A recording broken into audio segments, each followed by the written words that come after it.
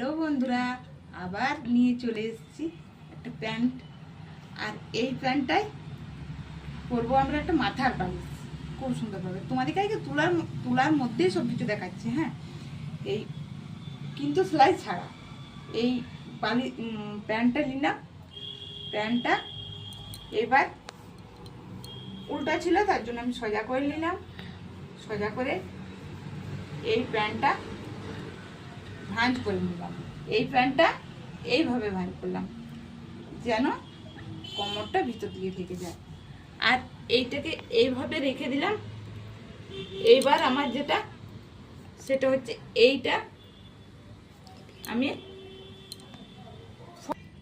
এটা ফোল্ড করে নিলাম। আমার এতটা পরিমাণ লাগবে, তার জন্য আমি এতটা পরিমাণ নিয়ে নিলাম। তোমাদের যদি আরও একটু বেশি লাগে সেই সূত্রে তোমরা বেশি নিতে পারো, কিন্তু আমার এইটুকুই লাগবে।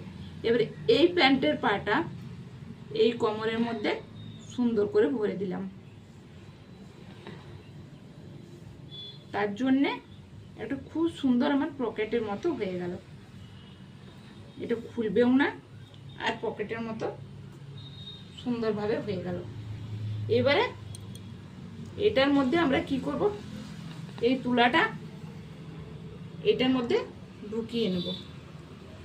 সুন্দরভাবে একটা মাথার বালিশ তৈরি হয়ে যাবে, কোনো সেলাই ছাড়াই মাথার বালিশ।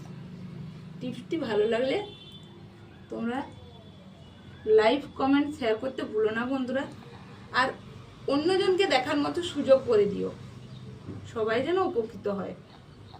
কারণ আমরা বাড়িতে ফেলে দেওয়া জিনিসের থেকেই কিছু টিপস তোমাদের দেখাবো, আর সেগুলো দেখাতেই ফেলে দেওয়া জিনিস নিয়েই আমরা কাজ করব। দেখো বন্ধুরা, খুব সুন্দর একটি বালিশ হয়ে গেল। এর মধ্যে আরও একটু আমার তুলা লাগবে, তার জন্যে আমি ঠিকঠাক মতো তুলাটা দেওয়ার জন্য আরও একটু তুলা দিয়ে দিলাম।